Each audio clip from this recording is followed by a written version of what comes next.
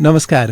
कार्यक्रम आवाजमा तपाईँलाई स्वागत गर्छु। म ओम भण्डारी। हामी समसामयिक साझा सरोकारको विषयमा रेडियो संवाद चलाउँछौँ। सूचना, विचार र जानकारी प्रवाह हुने यो श्रृङ्खला तपाईँको आफ्नो कार्यक्रम हो। कार्यक्रम आज हामी पृथ्वीनारायण शाहको जन्मदिन, पृथ्वी जयन्ती र पृथ्वीनारायण शाहका बारेमा हुने तर्क वितर्कको सेरोफेरोमा सामान्य संवाद गर्दैछौँ। हामीसँग स्टुडियोमा इतिहासका अध्येता, स्तम्भकार, लेखक आदरणीय यादव देवकोटाजी हुनुहुन्छ। सर नमस्कार। हजुर नमस्कार। यहाँलाई कार्यक्रममा स्वागत छ। धन्यवाद छ। हामीलाई तपाईँको एफएम मार्फत सुनिराख्नुभएका सम्पूर्ण श्रोताहरूलाई पनि म नमस्कार गर्न चाहन्छु, अभिवादन गर्न चाहन्छु। मैले सुरुमै विषय फोकाइहालेँ। हाम्रो रेडियो सुन्ने साथीले पनि अझ थप केही जानकारी पाइन्छ कि स्पष्ट हुन्छ कि भन्ने अपेक्षा राख्नु भयो होला। पौष 27मा पृथ्वी जयन्ती मनाउँछौँ। यो एकताको दिवस भन्ने र त्यसको विपक्षमा थुप्रो तर्क वितर्क पनि सुनिन्छ। वास्तवमा पृथ्वीनारायण शाहलाई हामीले कसरी चिनाउने, कसरी चिन्ने? यो समाजमा जहिले पनि भिन्न मतहरू रहने कुरालाई हामीले स्वाभाविक रूपमा लिनुपर्छ। एकै खालको मत भएको समाजलाई दार्शनिकहरूले मृत मानिसहरूको समाज भनेका छन्। त्यसकारणले दुई थरी भिन्न मतहरू हुने समाज चलायमान समाजको रूपमा लिइन्छ र मानव समाज मलाई लाग्छ मेरो अध्ययनको दायराले भेटेदेखि नै मानव समाज चाहिँ भिन्न खालका मतहरूसहित अगाडि बढेको समाज हो र नेपाली समाजमा पनि आज त्यसो हुने कुरालाई अन्यथा रूपमा लिनु हुँदैन र यो स्वाभाविक लयमा छ भन्ने मान्नुपर्छ। यति मात्रै हो कि हामी आफूभन्दा फरक मतप्रति अलि बढी अनुदार छौँ। दुवै पक्षबाट एकातिरबाट विरुद्धावली गरिने र अर्कोतिरबाट आलोचना गरिने अथवा चाहिँ निन्दा गरिने जुन खालको प्रवृत्तिहरू छ तिनले आफूभन्दा फरक मत भएका मानिसहरूलाई त्यति समन गरेको, सहन गरेको देखिँदैन। यो चाहिँ बेठिक छ। मलाई चाहिँ के लाग्छ भने हामीले यी दुवै मतहरूलाई एकदमै ध्यानपूर्वक सुन्नुपर्छ र सत्य र तथ्य के हो भन्ने ठाउँमा पुग्नलाई प्रयास गर्नुपर्छ। यो चाहिँ आधारभूत कुरा भयो। त्यसपछि पृथ्वीनारायण शाहको सन्दर्भमा प्रवेश गर्दाखेरि चाहिँ हामीले एउटा कुरा के ख्याल गर्नुपर्छ भने इतिहासमा र अझ खास गरी राजनीतिक इतिहासमा ब्ल्याक एन्ड व्हाइट मात्रै हुँदैन, त्यसको बिचमा ग्रे लाइन पनि हुन्छ भन्ने कुरा ख्याल गर्नुपर्छ। जस्तो पृथ्वीनारायण शाह के हुन् भन्यो भने कसैले भन्लान् उनी राष्ट्र निर्माता हुन् भन्लान्, अथवा आलोचकहरूले भन्लान् पृथ्वीनारायण शाह त हामी ससाना राज्य भएका आदिवासीहरूका अथवा चाहिँ भिन्न भिन्न राज्य भएका मानिसहरूको राज्य खोज्ने लुटाहा हुन् भन्लान्। यी दुईटाको मतको बिचबाट हामीले तत्कालीन समयमा लैजानुपर्छ। आजको दृष्टिकोणमा पृथ्वीनारायण शाहको समयकाललाई दाँजेर हेर्न सकिँदैन, किनभने जुन घटना भएको थियो त्यो समयमा समग्र विश्वभरि नै, खास गरी आजको नेपालै भनेर कुरा गर्ने हो भने पनि यहाँभित्र सबै ससाना राज्य रजौटाहरू पनि राजै भएर बसेका थिए। त्यो सामन्तवादी आर्थिक उत्पादन प्रणालीले गाँजेको र आफूले सकेको भूगोलभित्र रजाइ गर्ने प्रचलन रहेको समय थियो। त्यो समयको फ्रेमभित्र हेरियो भने पृथ्वीनारायणले जे गरे त्यो कुरालाई तपाईँले त्यति गलत हो अथवा उनले चाहिँ खराबै गरे भन्ने कोण अथवा दृष्टिकोण बनाउन तपाईँलाई सजिलो हुँदैन। त्यसो किन मैले भनिराखेको छु भने जस्तो पृथ्वीनारायण शाह गोर्खाको त्यति बेला 12,000 कुरिया भएको गोर्खा राज्य भन्ने गरिन्छ। त्यो भनेको चाहिँ गोर्खामा त्यति बेला 12,000 घर रहेछ भन्ने देखिन्छ। त्यति बेलाको पहाडको एकदमै कम धान फल्ने, भोटसँग एकदमै सानो एक्सेस भएको, त्यो पनि उताको लार्के भन्ज्याङ पास गरेर जानलाई एकदमै गाह्रो थियो तिब्बततिर जानको लागि। व्यापारको मार्ग त्यति सजिलोसँग खुलेको थिएन, नुन तेल मात्रै त्यताबाट ल्याउन सकिने स्थिति थियो। मैले अघि नै भने धानखेत त्यति थिएन, पहाडको चाहिँ निर्दो भिरालो राज्य थियो भन्ने नै इतिहासकारहरूले पनि उल्लेख गरेको देखिन्छ। आजकै चाहिँ भूगोल हेर्दाखेरि पनि त्यो कुरा सत्य देखिन्छ। त्यस्तो राज्यबाट पृथ्वीनारायण शाहले आफ्नो राज्यको दायरा बढाउँदै बढाउँदै बढाउँदै जहाँसम्म लिएर गए त्यो कुरालाई तपाईँले गलत भन्नको लागि अरू राज्यहरूले आफ्नो चाहिँ राज्य जोगाउनलाई या आफ्नो राज्य विस्तार गर्नलाई अभियान चलाएका थिएनन् भन्ने कुरा पुष्टि गर्न सक्नुपर्छ। त्यति बेलाको गोर्खाको पृथ्वीनारायण शाहसँग सेना थियो भने गोर्खाभन्दा बाहिरको पृथ्वीनारायण शाहसँग पनि सेना थियो। मैले पृथ्वीनारायण शाह भन्ने शब्दलाई यहाँ बिम्बको रूपमा प्रयोग गर्न खोजिराखेको छु। हरेक राज्यले सेना पालेर बसेको थियो। त्यो किनभने सके राज्य विस्तार गर्ने, नसके आफ्नो राज्य थेगेर बस्ने। सबैको त्यही प्रचलन थियो। तिनले पालेको सेना सत्यनारायणको पूजा गर्न पालेका सेना थिएनन्, या सत्यनारायणको पूजा गरेर शान्तिको प्रसाद बाँड्न पालिएका सेनाहरू थिएनन्। ती सबै नै सकेदेखि आफ्नो राज्य विस्तार गर्ने हरेक राजाहरू, हरेक राज्यहरू, त्यो ठुलो होस् कि सानो, गोर्खाभन्दा सानो राज्य भएको पनि हुनसक्छ या ठुलो भएको पनि हुनसक्छ, तमाम राज्यहरू सेना पालेर बसेका थिए। ती सेना किन पालिएका थिए भने सके राज्यको भूगोल विस्तार गर्ने, नसके भएको राज्य जोगाएर बस्ने, सुरक्षा गर्ने बस्ने, आफ्नो त्याग्ने, आफ्नो छुट्टै राज्य चलाएर बस्ने भन्ने तिनको चाहिँ ध्येय थियो। र गोर्खाका पृथ्वीनारायण शाहले सके अरू राज्यहरूलाई आफूमा समाहित गरे। अन्तका राजाहरूले पृथ्वीनारायण शाहहरूले सकेनन्, गोर्खाका पृथ्वीनारायण शाहमा विलय भए अथवा चाहिँ गोर्खाको चाहिँ अधीनस्थताभित्र पुगे। सकेको भए अन्तको पृथ्वीनारायण शाहले पनि गोर्खाको पृथ्वीनारायण शाहलाई त्यही नै गर्थ्यो। त्यसकारणले त्यो दृष्टिकोणबाट हेरियो भने चाहिँ त्यति बेला चलेको प्रचलनमा पृथ्वीनारायण शाहले पनि आफूलाई बढाएका रहेछन् भन्ने देखिन्छ। र त्यो कुनै विशिष्ट खालको परिघटना थियो भन्ने पनि मलाई लाग्दैन। जसरी यताको समयमा हामीले त्यसलाई अधिमूल्याङ्कन गरेर अथवा अत्याधिक मूल्याङ्कन गरेर त्यो भयानक घटना थियो, यो पृथ्वीमै नभएको अथवा यो इतिहासभरि काहीँ नभएको घटना थियो भन्ने जसरी बढाइ चढाइ गरिन्छ, त्यो पनि थिएन। किनभने त्यस्तो सबैले त्यसो गरिराखेका थिए र गोर्खाले पनि त्यो गरेको थियो। तपाईँले गोर्खाले छुट्टै विशिष्ट काम गरेको थियो भन्नुभयो भने गोर्खाले छुट्टै विशिष्ट खालको चाहिँ अरूमाथि अत्याचार गरेको थियो भन्ने कुरा पनि स्वीकार्नुपर्छ। त्यसो होइन, त्यति बेला चलेको प्रचलन जे थियो पृथ्वीनारायण शाहले त्यही गरे। परिणाममा आजको नेपाल निर्माण बन्न गयो, आजको नेपाल बन्न गयो। त्यति बेलाका मानिसहरूले अनेक प्रश्न गर्न सक्छन्, तर एकजना नेपाली नागरिकको हिसाबमा पृथ्वीनारायण शाहको गोर्खा राज्य विस्तार अभियानको परिणाममा जुन भूगोलले एउटा नेपालको नाममा परिचय स्थापित गर्न पायो र त्यसका नागरिकको रूपमा मैले आफ्नो परिचय आज बोकेर संसारभर हिँडिराखेको छु, त्यो हिसाबमा त्यो गोर्खा राज्य विस्तारको अभियानको परिणामप्रति म कृतज्ञ हुनुपर्छ भन्ने मलाई लाग्छ यो देशको एकजना नागरिकको रूपमा। तर अब त्यो राष्ट्रिय एकीकरण थियो कि थिएन, अथवा त्यो नेपाल एकीकरण थियो कि थिएन, त्यो गोर्खा राज्य विस्तार थियो कि थिएन भन्ने प्रश्नमा भने फरक कुराहरू हुन सक्छन्। उनी राजा मात्रै थिएनन्, त्यसो भए राष्ट्र निर्माता थिए भन्नुपर्छ। म पृथ्वीनारायण शाहलाई चाहिँ यसमा थोरै अलिकति क्लियर गरौँ। पृष्ठभूमि भनिएन भने कहिलेकाहीँ चाहिँ यो यस नोको उत्तरमा जाँदाखेरि त्यसले चाहिँ अनुदारवादी कुरा हुनसक्छ अथवा प्रश्न नहुनसक्छ, मानिसहरूले फरक धारणा बनाउन सक्छन्। के छ भने जस्तो पृथ्वीनारायण शाह जन्मेको गोर्खामा 1779 पौष 27 गते, त्यही पौष 27 को मितिलाई पारेर आजका एक खाले मत भएका मानिसहरूले पृथ्वी जयन्ती तथा राष्ट्रिय एकता दिवस भनेर मनाउने गर्नुहुन्छ। अर्को थरी मत भएका मानिसहरूले त्यसलाई चाहिँ इतिहासको कलङ्कको रूपमा भनेर चाहिँ थुक्ने, ढुङ्गामा गएर थुक्ने खालकासम्म पनि कामहरू गर्नुहुन्छ। यी दुवै खाले अतिवादबाट बाहिर निस्किएर इतिहासको एकजना विद्यार्थीको रूपमा मात्रै अथवा चाहिँ त्यसमा इतिहासमा रुचि राख्ने पाठकका रूपमा मात्रै आफूलाई हेर्दाखेरि चाहिँ मैले के देख्छु भने पृथ्वीनारायण शाह गोर्खामा जन्मेर गोर्खा राज्यको राजा बन्नुभएको हो। त्यति बेला गोर्खा जस्ता थुप्रै अरू राज्यहरू, दर्जनौँ राज्यहरू त्यति बेला थिए।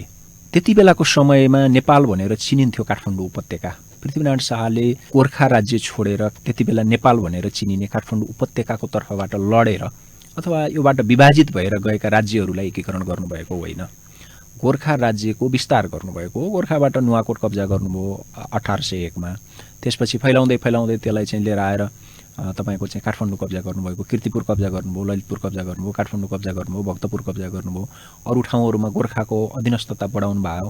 आजको नेपाल पनि पृथ्वीनारायण शाहको समयमा बनेको होइन, तनहुबाट क्रस गरेर पश्चिमतिर चाहिँ गोर्खा अगाडि बढ्न सकेको थिएन पृथ्वीनारायण शाहको समयकालभरि। पूर्वमा भने नेपाल सुखिम, आजको चाहिँ जुन सिक्किम भन्छ त्यहाँसम्म पुगिसकेको थियो। पश्चिममा भने तनहु काटेर जान सकेको थिएन पृथ्वीनारायण शाहको समयसम्म। त्यसकारणले पृथ्वीनारायण शाहले आजको नेपाल बनाउनु भयो भन्ने कुरा भौगोलिक हिसाबमा पनि सत्य होइन। नेपाल एकीकरण गर्नुभएको कुरा पनि सत्य होइन, किनभने उहाँले लड्नुभएको नेपालको तर्फबाट होइन, गोर्खा राज्यको विस्तार गर्नुभएको। तर त्यसको परिणाममा जे निर्माण भयो त्यो हिसाबले राष्ट्र निर्माता चाहिँ पृथ्वीनारायण शाहलाई भन्न सकिन्छ, अथवा त्यो अभियानको एकजना अगुवा नेताको रूपमा पृथ्वीनारायण शाहलाई लिन सकिन्छ। राजा त उहाँ हुनुहुन्थ्यो होइन, राजालाई राज्य चाहिन्छ, सकेसम्म जति ठुलो राज्य भयो उति ठुलो भूगोलको राजा बन्न पाइन्छ भन्ने कुरा त हुन्छ नै, तर त्यति मात्रैमा सीमित गर्नु पनि उनीमाथिको अन्याय हुन्छ। एक खालको त्यो बेलाको समयमा अलिकति फराकिलो भूगोल बनाउन पाएदेखि हुन्थ्यो, अथवा अलि ठुलो अलि बलियो राज्य बनाउन पाए हुन्थ्यो भन्ने जान अन्जान उहाँले जुन अभियान चलाउनु भएको थियो त्यसको परिणाममा आजको नेपाल निर्माण भयो। त्यही एकीकृत र बलियो नेपाल भूगोलको कारणले नै ब्रिटिसहरूले नेपालमाथि आखिरी चढाइ गर्न सकेनन् अथवा यो चाहिँ साम्राज्यवादको उपनिवेश बन्न सकेन। यहाँको बलले मात्रै त्यसलाई थ्योग्यो या चाहिँ ब्रिटिसहरूले यसमा रुचि राखेनन् भन्ने कुरा अर्को तपसिलको कुरा हुनसक्छ। तर आजको दृष्टिकोणमा हेर्दाखेरि यो राज्य बलियो नबनेको भए ब्रिटिसहरूले त हामीसँग लडाइँ नै गर्न आएका थिए 1872-74 हैन। यो खाइदिन पनि सक्थे, ससाना राज्य भएको भए कहाँ गएर मिल्थ्यो भन्ने पनि हुन्छ। तर जसरी नेपाल जे होस् त्यसको परिणाममा जसरी आज नेपाल बनेको छ अथवा त्यसको बासिन्दाको रूपमा हामी छौँ, यो निर्माण गर्ने अभियानको नेतृत्वकर्ता, थालनीकर्ता अथवा त्यसको एकजना निर्णायक पहलकर्ताको रूपमा पृथ्वीनारायण शाहको नाम आउँछ र उनलाई निर्माताको रूपमा अथवा यसको यो अभियानको अगुवाको रूपमा लिने कुरालाई स्वाभाविक रूपमा लिनुपर्छ भन्ने लाग्छ मलाई। त्यसो भए एउटा वंश राज्य सञ्चालनको एउटा वंश परम्पराको नायक मात्रै होइनन्, उनी निर्माता हुन्, त्योभन्दा माथिका हुन् भन्नुपर्छ। हो, फेरि देवत्वकरण भयो भन्ने हुन्छ। होइन, यस्तो छ, वंश परम्पराका नायक त उनी थिए नै, उनी हुन् नै। किनभने उनले शाह वंशको नेतृत्वमा चलेको शासन व्यवस्थालाई यो भूगोल अलिकति विस्तारित भएपछि, गोर्खा राज्य अलिकति विस्तारित भएपछि अरू कसैलाई हस्तान्तरण गरेर गएका त होइनन्। उनकै परिवारको उत्तराधिकारीहरूकै क्रममा सर्ने व्यवस्था त उनले कायम गरेरै गएका हुन्। तर एकजना राजाको रूपमा मात्रै अथवा भइरहेको राज्यलाई चलाएर त्यसबाट गुजारा चलाउने मानिसका रूपमा मात्रै पनि उनलाई सीमित गरिनु चाहिँ उनको त्यो जुन विराट प्रतिभा थियो। मैले चाहिँ के भन्छु भने पृथ्वीनारायण शाहको समयकालमा गोर्खा राज्य विस्तारको जुन अभियान भयो त्यो नेपाली इतिहासको निर्णायक छलाङ थियो। त्यति बेला यति ससाना राज्यहरूमा अथवा भूगोलहरूमा यहाँको शासनहरू विभाजित भएर गएको थियो कि राति सुतेको मानिस भोलिपल्ट म कुन राजाको अधीनस्थतामा पर्छु भन्ने उसलाई थाहा हुन्थेन। आज जितिएको राज्य भोलि कसको माताहतमा पुग्छ, भोलि मेरो को शासक बन्न को आउँछ भन्ने कुरा जनताहरूलाई थाहा नहुने त्यस्तो खालको अस्थिर व्यवस्था थियो। त्यो खालको अवस्था पनि थियो। एक अर्कासँग त्राइमाम भएर बस्नुपर्ने अवस्था थियो। पाल्पाले गोर्खालाई कहिले हान्ने हो, गोर्खाले लमजुङलाई कहिले हान्ने हो, लमजुङले कास्कीलाई कहिले हान्ने हो, काठमाडौँमाथि कसले आएर कति बेला हान्ने हो, काठमाडौँले भक्तपुर हान्ने हो कि भक्तपुरको राजा पाटनले काट्ने हो कि पाटनको राजा काठमाडौँले काट्ने हो कि, त्यस्तो खालको त्राइमाम अस्थिर र तपाईँको चाहिँ जनताहरू पनि आजित थिए। तपाईँ बेलुका राजा थापेर बसेको छ, भोलिपल्ट अर्कै राजा भइसकेको हुन्छ। बिहान राजा थापेको मान्छे बेलुका काटिएर अर्कै राजा भइसकेको हुन्छ। त्यो खालको अस्थिर अवस्थाबाट खास गरी यहाँको सामाजिक आर्थिक उत्पादन प्रणाली बदलिँदै जाँदाखेरि त्यसले अलि स्थिर खालको आफ्नो नायक खोजिरहेको समय थियो। अथवा शासक आफूमाथि शासन गर्ने, आफूमाथि नियन्त्रण गर्ने या आफ्नो भूगोलमाथि कज्याइ गर्ने पनि यहाँको आर्थिक उत्पादन प्रणालीले नयाँ र स्थिर खालको चाहिँ अगुवा शासक खोजिरहेको अवस्था हुनाले खास गरी यस्तो राज्य विस्तारको घटनाहरू, राजनीतिक परिवर्तनहरू पनि कुनै एकजना व्यक्तिले चाहेर मात्रै हुने कुरा होइन। खास गरी आर्थिक उत्पादन प्रणाली, त्यसले समाजमा पार्ने प्रभाव र त्यो सँगै समाज अगाडि बढ्ने परम्परालाई हेर्ने अथवा त्यसको प्रक्रियालाई हेर्ने हो भने पृथ्वीनारायण शाहको समयमा नेपाली समाजको आर्थिक उत्पादन प्रणाली भिन्न ढङ्गले चाहिँ बदलिएर गएको थियो र त्यसले स्थिर खालको शासक खोजेको अथवा अगुवा खोजेको, व्यवस्थापक खोजेको कारणले समाजको एकीकृत शक्ति पृथ्वीनारायण शाहले नपाएको भए अथवा गोर्खा राज्यका जनताहरूको एकीकृत शक्ति पृथ्वीनारायण शाहको वरिपरि गोलबद्ध नभएको भए पृथ्वीनारायण शाह एक्लैले गरेको काम त होइन। राज्य बनाउने या विस्तार गर्ने कुरा एकजना व्यक्तिले या शासकले गर्ने कुरा त होइन। त्यसमा जनताहरूको एकीकृत तागत पनि सम्मिलित हुनुपर्छ। त्यसो हिसाबले हेर्दाखेरि सिङ्गो गोर्खाली जनताहरूको अभिमत पृथ्वीनारायण शाहको चाहिँ वरिपरि केन्द्रित भएको देखिन्छ र सिङ्गे गोर्खाली जनताहरूको त्यसपछि गोर्खा विस्तारित हुँदै जाँदाखेरि जहाँ जहाँ विस्तार हुँदै गएको छ अथवा फैलिँदै गएको छ त्यहाँका जनताहरूको समेत तागत एकीकृत भएर केन्द्रित भएर यो अगाडि बढेको देखिँदाखेरि यो पृथ्वीनारायण शाहले मात्रै नेपाल बनाए अथवा चाहिँ गोर्खा विस्तार अभियानलाई अगाडि बढाए भन्ने कुरा पनि सही होइन। त्यहाँ चाहिँ सिङ्गो गोर्खाली जनताहरूको र पछि गोर्खाले विजित गरेको भूगोलका मानिसहरूको समेत तागत त्यसमा सङ्केन्द्रित भएको थियो।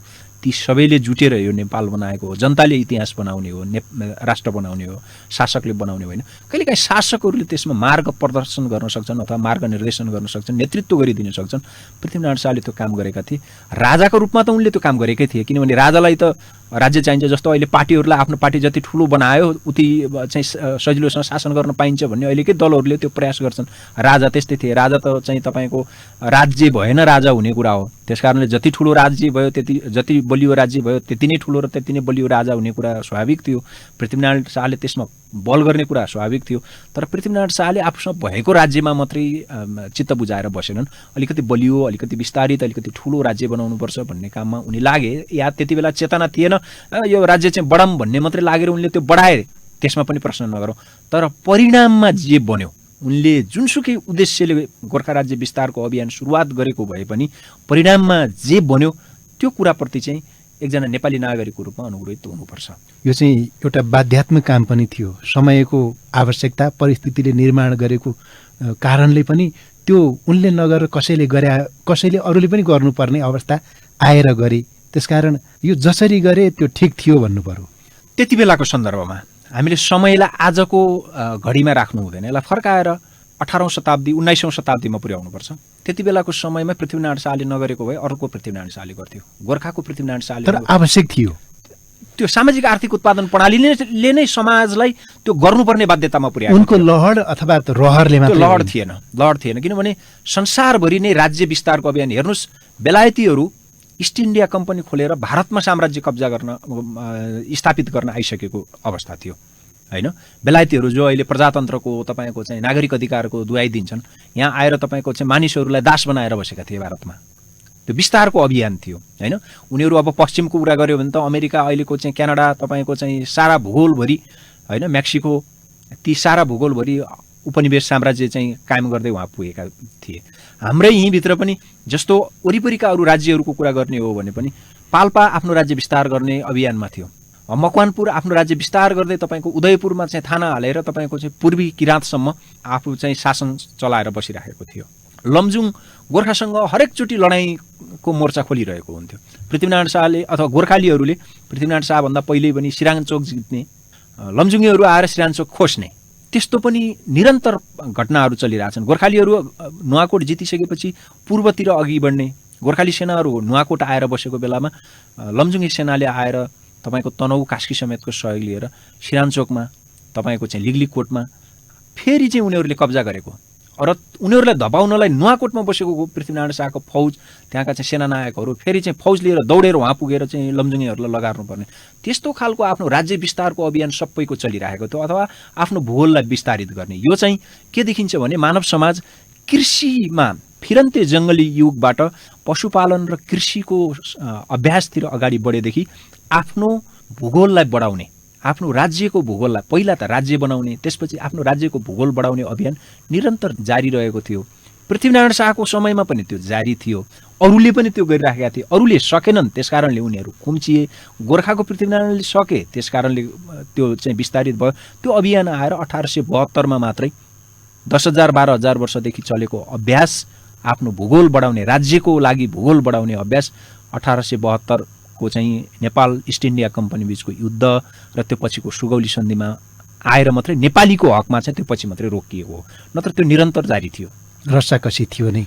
आजको नेपालको कल्पना यदि पृथ्वीनारायण शाहले त्यति नगरे भए हामी हुने थिएनौँ अथवा नेपाल यस्तो बन्ने थिएन भन्न मिल्छ त? अब यो अनुमानित, आलोचकहरूलाई के जवाब दिनु? होइन, यो अनुमानित प्रश्न भयो। मलाई चाहिँ के लाग्छ भने म द्वन्द्वात्मक भौतिकवादी दृष्टिकोणबाट इतिहासको व्याख्या गर्नुपर्छ अथवा त्यसलाई हेर्नुपर्छ भन्ने खालको धारणा राख्छु। म चाहिँ के देख्छु भने गोर्खाको पृथ्वीनारायण शाहले नगरेको भए पनि अरू कसैले गर्थ्यो, किनभने त्यो समयको आवश्यकता थियो। सामाजिक आर्थिक उत्पादन प्रणालीले समाजलाई त्यो दिशातिर लगेको थियो। स्थिर खालको शासक चाहिने अथवा स्थिर खालको चाहिँ नेतृत्वको माग गरिरहेको चाहिँ अवस्था थियो, त्यो माग भइरहेको थियो सामाजिक आर्थिक उत्पादन प्रणालीलाई थेग्नको लागि। त्यसकारणले गोर्खाको पृथ्वीनारायण शाहले नगरेको भए पनि अरू कुनै भूगोलको पृथ्वीनारायण शाहले त्यो काम गर्थ्यो भन्ने कुरामा कुनै दुविधा छैन। अर्को कसैले भन्ने तेस्रो पक्षले पनि गर्न सक्थ्यो अथवा हामी नेपालीको रूपमा नरहन सक्थ्यौँ। अघि तपाईँले भन्नुभएको प्रश्नको मैले पुरा जवाफ दिन भ्याएको छैन। के हुन सक्थ्यो भने आजको स्वरूपमा जसरी नेपाल बनेको थियो यस्तो चाहिँ नबन्न सक्थ्यो, अथवा योभन्दा अझ उन्नत बन्न पनि सक्थ्यो। ठ्याक्कै यस्तै हुन्थ्यो यसको कुनै ग्यारेन्टी छैन। तर योभन्दा भिन्न हुन पनि सक्थ्यो, नेपालै नबन्न पनि सक्थ्यो, अरू नै केही बन्न पनि सक्थ्यो। तर अथवा योभन्दा शक्तिशाली नेपाल बन्न पनि सक्थ्यो। तर एकीकृत भूगोलले राज्यको रूप लिने अथवा विस्तारित राज्यको रूप लिने प्रक्रिया चाहिँ कसै न कसैको नेतृत्वमा त्यो हुन्थ्यो नै। भलै उनको नाममा थुप्रै अपजसहरू पनि छन्, जस पनि छन्, तर अपजसको तुलनामा जस धेरै छ। उनले गरे राम्रो काम धेरै छ, यही हो। यस्तो छ जस्तो सांस्कृतिक अधिकार खोसियो भन्नेहरू त्यस्तो छ र त्यस्तो हुन्छ नै। जस्तो नेपालको इतिहासलाई हामीले आरम्भकालीन दिनदेखि हेऱ्यौँ भने सुरुमा आएकाहरूको राज्य खोसेर अरूहरू आएका छन्। जस्तो यहाँ भनिन्छ चाहिँ गोपाल आए, महिषपाल आए, किराँत आए, लिच्छवी आए, लिच्छवीहरू आए, किराँतको राज्य खोसेर आए, मल्लहरू आए, लिच्छवीको राज्य खोसेरै आए। सांस्कृतिक सभ्यताका कुराहरू गर्दाखेरि पनि एउटालाई अपदस्थ गरेर जुन शक्तिमा सत्तामा आउँछ त्यसले आफ्नो प्रभुत्व, सांस्कृतिक प्रभुत्व लाद्ने गर्छ। म सांस्कृतिक इतिहासको विद्यार्थी भएको कारणले पनि यसको बारेमा अलि राम्रै व्याख्या गर्न सक्छु भन्ने मलाई लाग्छ।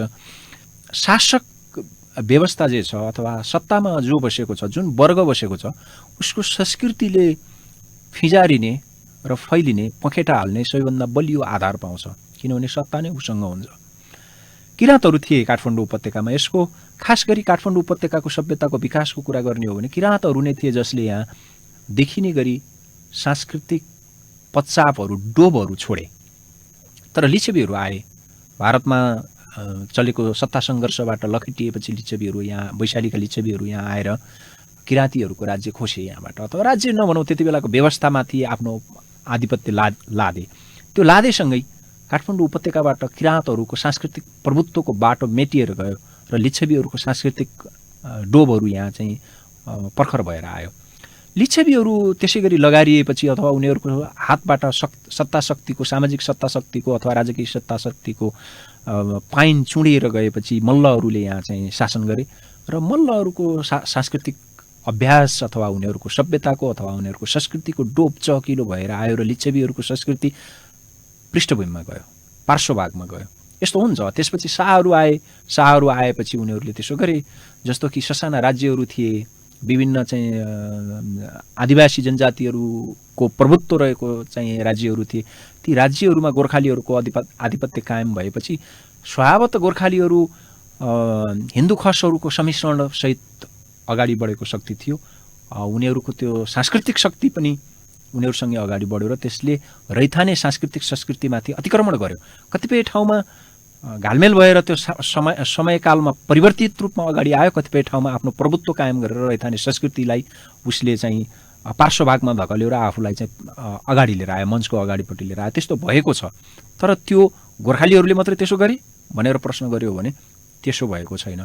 जहाँ जहाँ सत्तामा, शक्तिमा शासकहरू जो आएका छन्, तपाईँ महाभारतको युद्ध हेर्नुहोस्, त्यही देखिन्छ होइन। नेपालकै अरू खालका त्यति बेलाका चाहिँ अरू राज्यहरूको कुरा गर्नुहोस्, त्यस्तै भएको छ। मैले अघि नै किराँतदेखि चाहिँ शाहसम्मको कुरा भने यो स्वाभाविक प्रक्रिया हो त्यति बेलाको। तर आजको दृष्टिकोणबाट हेर्दाखेरि पृथ्वीनारायण शाहको कदमलाई जसरी एकीकरण भनेर व्याख्या गर्ने गरिएको छ, त्यो एकीकरण थिएन, गोर्खाली प्रभुत्वको विस्तार थियो भन्ने मैले शब्द अघि जुन प्रयोग गरेँ, हामीले त्यही रूपमा बुझ्नुपर्छ। गोर्खाली प्रभुत्वको विस्तार थियो भनेर यो स्वीकार गर्न साथ यसमा कुनै समस्या हुँदैन, किनभने गोर्खालीहरूले सांस्कृतिक प्रभुत्वको पनि विस्तार गरे, भूगोलको मात्रै होइन। तर तपाईँले जब एकीकरण भन्नुहुन्छ त्यसमा सांस्कृतिक पक्षमा आएपछि प्रश्न खडा हुन्छ। स्थानीय अथवा रैथाने आदिवासी संस्कृतिहरूमाथि गोर्खाली संस्कृतिले चाहिँ प्रभुत्व कायम गरेको छ र त्यस्तो प्रभुत्व कायम गरिसकेपछि त्यो एकीकरणको हदमा मात्रै सीमित छैन। त्यसले एकीकरणभन्दा बाहिर गएर आफ्नो प्रभुत्व लाद्नको लागि त्यहाँ अनेक खालका चाहिँ हिंसात्मक घटनाहरू हुने, बलपूर्वक चाहिँ मानिसहरूलाई चाहिँ किनारीकृत गर्ने घटनाहरू पनि भएका छन्। त्यसको पनि जिम्मा लिनुपर्छ। त्यसो गर्दाखेरि मलाई चाहिँ के लाग्छ भने म गोर्खा राज्य विस्तार भएको थियो भन्ने कोणबाट आफ्नो पक्षधरता लिने गर्छु होइन। न त्यो गोर्खा राज्य विस्तार गर्ने कामलाई म अपराधको रूपमा पनि लिन्न, त्यो स्वाभाविक प्रक्रियाको रूपमा लिन्छु, किनभने त्यति बेला सबैको अभ्यास नै राज्य विस्तारको अभ्यास थियो। अब जस्तै काठमाडौँमै पनि जयप्रकाश मल्लले तपाईँको चाहिँ नगरकोटबाट नगरकोटी सिपाहीहरू ल्याएर 500 जना चाहिँ नगरकोटी सिपाहीहरू भाडामा ल्याएर यहाँ पालेर राखेका थिए होइन। यो चाहिँ नेपाली भूगोलभन्दा बाहिरबाट गोरखपुरबाट ल्याएर उनीहरू नगरकोटीहरूलाई चाहिँ भर्ना गरिएको थियो। उनको आफ्नै फौज थियो, यहाँका चाहिँ आफ्नो चाहिँ राज्यभित्रको फौजले नथेकेर गोरखपुरबाट चाहिँ नगरकोटीहरू ल्याएर भर्ना गरेर राखेका थिए। त्यो त्यसरी उनले त्यो नगरकोटी ल्याएर राख्दाखेरि पनि नथकेपछि ब्रिटिसहरूलाई उनीहरूले चाहिँ इस्ट इन्डिया कम्पनीका मानिसहरूलाई गुहार दिन बोलाएका थिए। कप्तान किनलकलाई बोलाएर सिन्धुलीगढीमा भएको भिडन्त त्यसैको यी सबै कामहरू अरू राज्यले तपाईँको चाहिँ शान्ति हवन गरेर शान्ति हवनको प्रसाद बाँड्नका लागि सिपाहीहरू पालेका थिएन। न किनलकलाई चाहिँ जयप्रकाश मल्लले बोलाएको शान्तिको प्रसाद बाँड्नलाई हो, न चाहिँ 500 चाहिँ नगरकोटी सिपाहीहरूलाई भर्ती गरेर राखेको तपाईँको चाहिँ शान्ति होम गराउनको लागि हो। उनले पनि अर्को पृथ्वीनारायण बन्न कोसिस गरेको हो। त्यसो भए इतिहासले हामीले गहिरो अध्ययन गरेनौँ कि अरू सबै बुद्ध थिए, उनी हिंसक थिए भने भाष्य यो गलत छ। त्यो गलत हो, पूर्णतया गलत हो। हामीले सही इतिहास किन पढाएनौँ? दुईवटा चिज भयो। एउटा चाहिँ नेपालको सन्दर्भमा कुरा गर्दाखेरि हामी कहाँ औपचारिक अध्ययनको इतिहास धेरै लामो छैन। किन छैन भने 2007 सालसम्म सर्वसाधारणका छोराछोरीलाई विद्यालय जाने छुट थिएन। नेपालको सन्दर्भमा बढीमा तेस्रो पुस्ता नत्र दोस्रो पुस्ता विद्यालय गइरहेको छ। जस्तो तपाईँको घरमा तपाईँको बाआमा औपचारिक विद्यालय जान नपाउनु भएको हुनसक्छ। यदि जान पाउनु भएको थियो भने तपाईँ तेस्रो पुस्तामा तपाईँको परिवारमा अध्ययन गरिराखेको छ, तपाईँको बाआमा, तपाईँको छोराछोरी। नत्र तपाईँबाट तपाईँको परिवारमा औपचारिक शिक्षाको सुरुवात भएको भने तपाईँको दोस्रो पुस्ता मात्र विद्यालय जाँदैछ अथवा औपचारिक शिक्षा लिँदैछ। त्यसको मतलब फेरि शिक्षा भनेको चाहिँ हाम्रो बाआमा अशिक्षित थिए भन्ने होइनन्। औपचारिक शिक्षाको हिसाबमा जस्तो इतिहासको कुरा अहिले हामीले गऱ्यौँ होइन, यो चाहिँ 2007 सालपछि मात्रै हाम्रो औपचारिक विद्यालयतिर जाने, किताब पढ्ने, किताबमा एक्सेस हुने जुन हाम्रो चाहिँ ट्रेन्ड बस्यो त्यो चाहिँ दोस्रो पुस्तामा, तेस्रो पुस्तामा, बढीमा तेस्रो पुस्तामा। मैले बृहत्तर समाजको कुरा गर्दैछु। फेरि काठमाडौँमा बसेका सत्तासँग नजिक भएका राणाहरूको दरबारमा चाकरी गर्ने, तिनका चाहिँ नजिक वरिपरि बस्ने मानिसहरूको 5औं 6औं पुस्ता पनि पढिराखेका होला होइन। मैले सर्वसाधारणको कुरा गरेँ, खास गरी मैले मेरै कुरा गरेँ हौँ नलुकाइ भन्दाखेरि। मेरो दोस्रो पुस्ता पढ्दैछ, मेरो दाइहरूले पढ्न पाउनु भयो, त्यस कारणले मेरो बाआमाले पढ्न पाउनु भएन।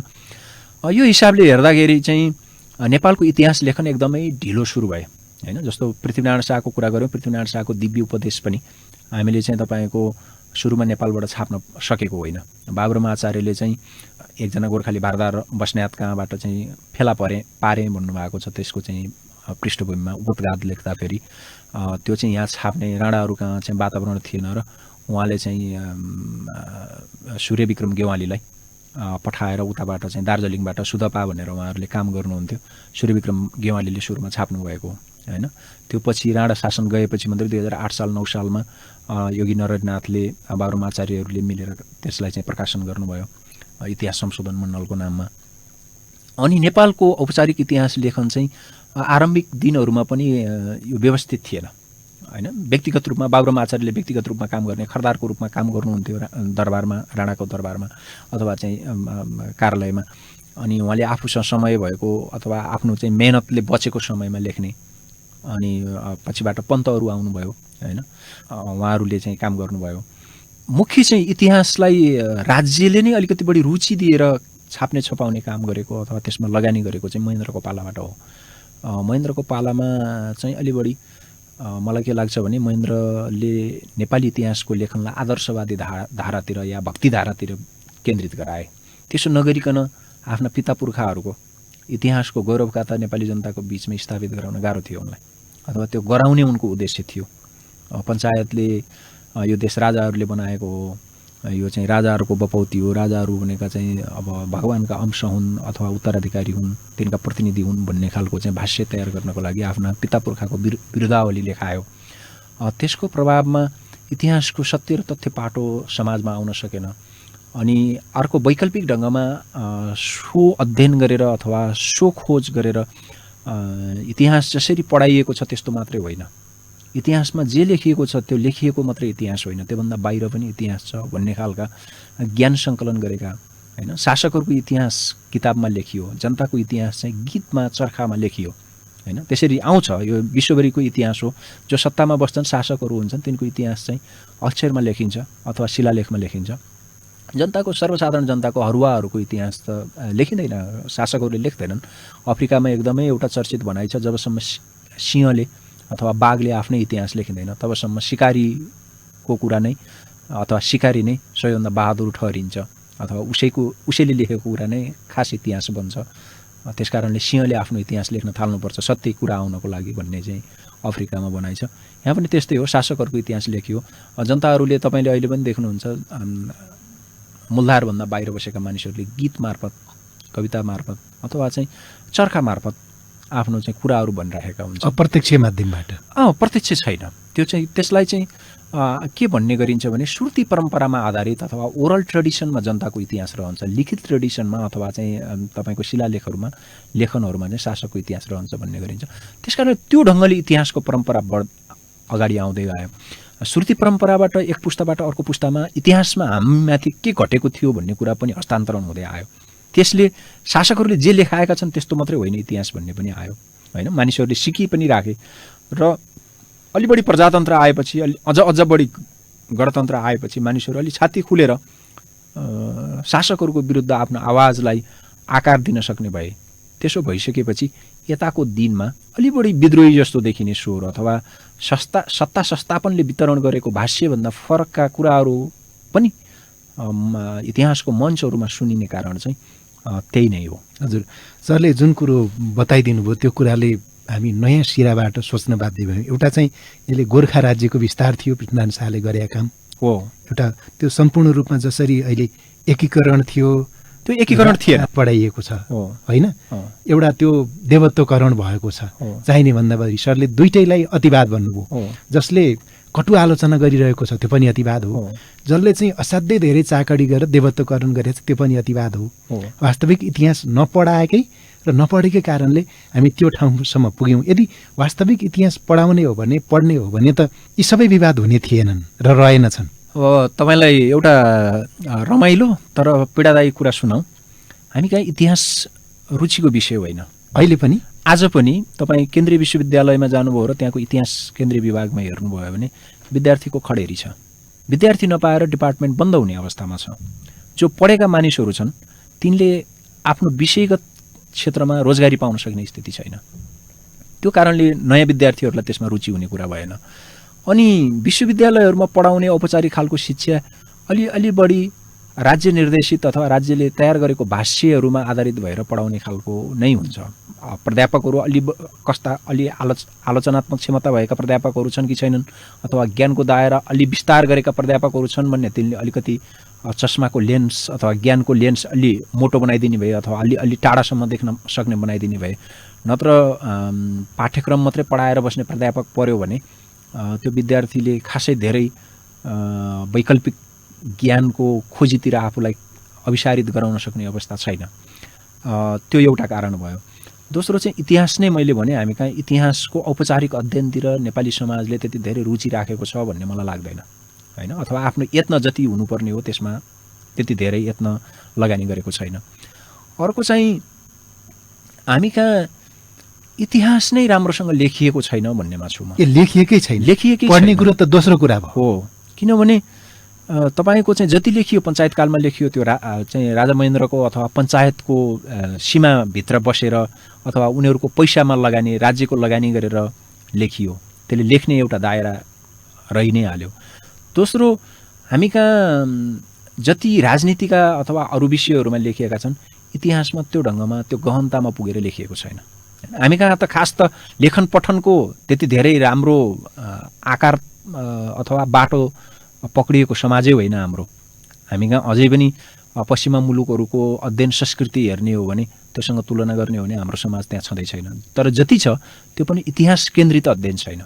हामीलाई हाम्रो जरो नै थाहा छैन, हामी को हौँ भन्ने नै थाहा छैन र हामी अगाडि जान सकेनौँ भनेर गुनासो गरिराखेका छौँ। त्यसकारणले इतिहास भनेको तपाईँको त्यस्तो जरो हो जसले तपाईँ को हो भनेर तपाईँलाई चिनाउने गर्छ र तपाईँ कसरी अगाडि बढ्ने भनेर तपाईँलाई बाटो देखाउँछ अथवा उज्यालो दिन्छ। बाटो त खोज्ने तपाईँले नै हो, तपाईँलाई त्यो उज्यालो दिन्छ। हामीसँग त्यो उज्यालो लाइट नै छैन, अथवा भए पनि ब्याट्री पुरा भएको लाइट छैन। हामी त्यस्तो लाइट बोकेर बसेका छौँ जसले तपाईँलाई अगाडिको उज्यालो देखाउन सक्दैन। इतिहासको सन्दर्भमा त्यस्तो भएको छ। त्यसै कारण हामी पछि पर्यौँ, त्यसै कारण हामीले थाहा पाउने कुरा थाहा पाउन सकेनौँ। त्यसैको कारणले मात्रै त नभनौँ, तर त्यो पनि कारणले। यसको जिम्मा त फेरि राज्यले बढी लिनुपर्ने, अभिभावकत्व, लेख्ने, लेखाउने, यो चाहिँ राज्य भने चाहिँ समग्र समाजको प्रतिनिधिमूलक एउटा चाहिँ युनिट हो भन्छु म। यो चाहिँ सिङ्गो समाजको दायित्व हो होइन। समाजले रक्षातिर ध्यान दिने कि अध्ययनतिर ध्यान दिने। घरमा तपाईँको चाहिँ कतिवटा हुस्कीको बोतल छ भनेर सजाउने कि कतिवटा किताब छ भनेर बच्चालाई देखाउने भन्ने जुन अध्ययनको संस्कृति हुन्छ, तपाईँको संस्कृति अथवा तपाईँको घरको ट्रेन्ड, तपाईँको समाजको ट्रेन्ड अध्ययनतिर केन्द्रित नभइकन तपाईँको सिङ्गो समाज अध्ययनशील छ, अध्ययनतिर रुचि राख्छ भने तपाईँको राज्यले लाइब्रेरी खोल्नुपर्छ, किताबहरू प्रकाशनमा ध्यान दिनुपर्छ, एकाडेमिक इन्स्टिट्युसनहरू निर्माण हुँदै जान्छन्। तपाईँको समाजै पढ्नेतिर ध्यान छैन होइन। तपाईँको टोलमा, तपाईँको समाजमा एकजना एकाडेमिसियनको भन्दा जग्गा दलालको बढी सम्मान छ भने तपाईँको समाज जग्गा दलाल बन्न रुचाउँछ, एकाडेमिसियन बन्न रुचाउँदैन। तपाईँले आफ्नो समाज कस्तो छ भनेर आफैतिर फर्केर हेर्ने हो। तपाईँको समाजमा सबैभन्दा बढी चर्चित जग्गा दलाल छ भने तपाईँको समाज जग्गा दलाल बन्ने बाटोमा अग्रसर छ भनेर हेर्नु पर्यो। तपाईँको समाजमा सबैभन्दा बढी सम्मानित मान्छे अथवा चाहिँ चिनिएको मान्छे, अग्रसर मान्छे, एकाडेमिसियन छ, लेखक छ, तपाईँको चाहिँ अध्येता छ भने तपाईँको समाज ठिकै बाटोतिर गइरहेछ, अगाडि बढिरहेछ भनेर सोच्ने कुरा हो। हामी पृथ्वीनारायण शाहको जन्मदिन पुष 27 को सेरोफेरोमा छौँ, जुन पृथ्वी जयन्ती भनेर मनाइन्छ। यसलाई राष्ट्रिय एकताको दिवस पनि भनिन्छ। यो एउटा जटिल प्रश्न, ज्यादै आवश्यक सुन्नुपर्ने जवाब पनि हो र समय चाहिँ च्यापिँदै आछ। म सके त समयलाई लम्ब्याउन सक्ने, त्यो नसकिने। तर एउटा महत्त्वपूर्ण कुरा छ, हामी चाहिँ पुष 27 को दिन सरकारले बिदा दिने कि नदिने भन्ने विषयमा विवाद। उनी राष्ट्र निर्माता हुन् कि होइनन्, एकताका प्रतीक हुन् कि होइनन्, अथवा सरकारले अथवा हामी अहिले सङ्घीय गणतन्त्रात्मक प्रणालीमा छौँ। यो प्रणालीले पुष 27 गते बिदा दिँदाखेरि त ओहो यसले त घुमाउरो ढङ्गले राजतन्त्र पो चाहेर छ भन्ने एक पक्षलाई डर लाग्ने, अर्को पक्ष चाहिँ त्यो दिन सबै राष्ट्रले नै बिदा दिने बनाउनु पाए, धुमधामसँग जयन्ती मनाउनु पाए, देश राजतन्त्रतिर पो जान्थ्यो कि भने जस्तो दुइटैलाई एक खालको लोभ छ। हो चाहिँ के सर यो कस्तो देखिन्छ भने अकर्मण्य समाज, अल्छी समाज शिरो कोड्ने बाहना खोज्छ अनि उसलाई अनेक शीर्षकमा बिदा चाहिन्छ शिरो कोड्नको लागि। अनि हामी चाहिँ पृथ्वीनारायण शाहलाई पनि एउटा शिरक बनाएर ओढेर आफ्नो अकर्मण्यतालाई छोप्न चाहन्छौँ। समाज क्रियाशील हुने, त्यो गलत छ। किन बिदा चाहियो? तपाईँलाई काम गर्ने हो नि। कुनै पनि तपाईँको समाजको अगुवाको सम्मान शिर कोडेर सुतेर हुँदैन। त्योभन्दा राम्रो काम गरेर मात्रै उसको सम्मान हुन्छ। पृथ्वीनारायण शाह तपाईँको चाहिँ नेपाल एकीकरणकर्ता होइनन्, गोर्खा राज्य विस्तारक हुन्। त्यसको परिणाममा नेपाल राज्य बन्यो। त्यसप्रति हामी आभारी छौँ, कृतज्ञ छौँ। उनलाई दिनुपर्ने यथेष्ट सम्मानमा नेपाली समाजले कुनै कमी गर्नुपर्छ भन्ने मलाई लाग्दैन। उनी सम्मानको हकदार छन्। नेपाली समाज उनीप्रति कृतज्ञ हुनुपर्ने कुराको पनि हकदार छन्। तर उनलाई एकीकरणकर्ता मान्ने, राष्ट्रिय एकता दिवस मान्ने अथवा आदि इत्यादि भन्ने र बिदा दिने कुरा त्यो आवश्यक छैन। अथवा त्यो भएकै कारणले नेपाली समाजले पृथ्वीनारायण शाहले थालेको अभियानको उत्कर्षमा नेपाल राज्य जो बन्यो हैन, मैले अघि नै भने त्यो चाहिँ पूर्वमा सिक्किम पुगे पनि पश्चिममा चाहिँ तनहु काटेर गएको थिएन। त्यसकारणले आजको नेपाल पृथ्वीनारायण शाहले बनायो भन्ने कुरा गलत कुरा हो। त्यो उनको समयकालभन्दा धेरै पछाडि मात्रै नेपाल आजको स्वरूपमा बनेको हो।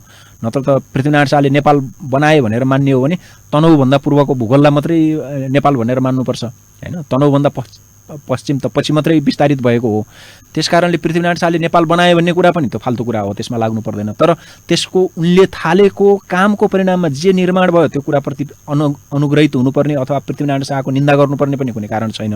त्यसैको कारणले हामी आज नेपाली भनेर चिनिन पाएका छौँ। तर त्यसैलाई बिदाको रूपमा मनाइरहनु पर्ने कुनै आवश्यकता छैन। यी दुईटै एउटा तत्त्व लोभ गरिरहेछ। पृथ्वीनारायण शाहको जन्मदिनको दिन चाहिँ विशेष गर्न पाए न मान्छे राजतन्त्रतिर ढल्किन्थे कि, अनि गणतन्त्रात्मक पक्षधरहरूले चाहिँ त्यसो गर्दाखेरि हाम्रो प्रणाली नै जान्छ कि, यी दुइटैले लोभ गर्नु र डराउनु आवश्यक छैन। मलाई चाहिँ के लाग्छ भने मरेको शासकलाई घोडामा राखेर आफ्नो व्यवस्था पुनर्जीवित गर्न सकिन्छ भन्ने लागेका मानिसहरूले पनि यदि तिनीहरूलाई त्यस्तो लागेको छ भने तिनको सपना यति कमजोर छ जो चाहिँ मरेको शासकलाई घोडामा राखेर आफ्नो व्यवस्था पुनर्जीवित गराउन चाहन्छ। त्यस्तो सपना पुरा हुन्छ जस्तो मलाई लाग्दैन। दोस्रो चाहिँ गणतन्त्रवादीहरूले पनि मरिसकेको 200 वर्ष अगाडिको पृथ्वीनारायण शाहलाई दिने सम्मानकै कारण राजतन्त्र स्थापित हुन्छ, पुनर्स्थापित हुन्छ भन्ने लागेको छ भने त्यति कमजोर सपना, त्यति कमजोर विश्वास लिएर यो गणतन्त्र अगाडि बढाउन सक्छु भन्ने चाहिँ नसोचे हुन्छ हैन। गणतन्त्र पृथ्वीनारायण शाहलाई सम्मान दिएकै कारणले ढल्ने या पृथ्वीनारायण शाहलाई बग्गीमा राखेर एक दिन बिदा दिएकै कारणले चाहिँ राजतन्त्र पुनः स्थापित गर्छु भन्ने राजावादीहरूको जुन तर्क छ, यी दुवै एकदमै कमजोर, खुट्टा नभएको घोडा चढेर तपाईँको चाहिँ घोडचडीको दौड जित्ने सपना जस्तो हो यो। अन्त्यमा पुष 27लाई हामीले कसरी स्मरण गर्ने अथवा पृथ्वीनारायण शाहलाई हामीले कुन रूपमा सम्मान दिने त छोटोमा? मैले अघि नै भने पृथ्वीनारायण शाहले जे अभियान सुरु गरे, गोर्खा राज्य विस्तारको अभियान जो सुरु गरे, त्यो पृथ्वीनारायण शाहको एक्लैको अभियान थिएन। त्यो तत्कालीन गोर्खाको वरिपरि अथवा तत्कालीन समयको समाजमा विकास भइरहेको आर्थिक उत्पादन प्रणालीको परिणाम थियो। त्यो परिणामले गोर्खाली जनताहरू समेत अथवा त्यति बेलाका तमाम जनताहरू समेत एकीकृत भएर जुन अभियान अगाडि बढाए तिनका नायक पृथ्वीनारायण शाह थिए होलान् अथवा बाटो देखाउने अगुवा पृथ्वीनारायण शाह थिए होलान्। त्यसकारणले यो एकजना शासकले राज्य बनायो, पृथ्वीनारायण शाह राज्य निर्माता हुन् भन्ने कुरा एकदमै गलत कुरा छ। बनाएकै हो भने पनि सिङ्गै जनताहरूले बनाएको हो अथवा जनताहरूको एकीकृत ताकतमा त्यो निर्माण भएको हो। यसलाई यही रूपमा लिनुपर्छ। दोस्रो कुरा चाहिँ पृथ्वीनारायण शाहलाई हामीले आजको चस्माले मात्रै हेर्नु हुँदैन, उनलाई आजको चस्माले हेरेर गाली मात्रै पनि गर्नु हुँदैन। उनले गरेको कामकै योगदानले त्यो मन परे पनि मन नपरे पनि, त्यो गलत भए पनि असल भए पनि त्यसको परिणाममा नेपाल बन्यो। आज म नेपाली नागरिक बनेर हिँडिरहेको छु। परिचय मेरो नेपाली बनेको त्यही अभियानको उत्कर्षमा निर्माण भएको राज्यको कारणले हो। त्यसकारणले उनलाई अपमान पनि गर्नुपर्ने जरुरी छैन। बढाइ चढाइ गरेर राष्ट्रिय एकताको चाहिँ प्रतीक अथवा निर्माता भनिराख्नुपर्ने पनि जरुरी छैन। उनले गोर्खा राज्य विस्तार अभियानको नेतृत्व गरे, त्यसको परिणाममा नेपाल राज्य बन्यो। हामी उनीप्रति अनुग्रहित छौँ। भनेको सारमा नेपालीहरूले पुनः इतिहासको सही लेखन र पठन पाठन गर्न आवश्यक छ। एकदमै छ। हामीले सत्य खोज्ने, तथ्यहरूको जगमा उभिएर सत्य खोज्ने बाटोतिर अग्रसर हुनुपर्छ।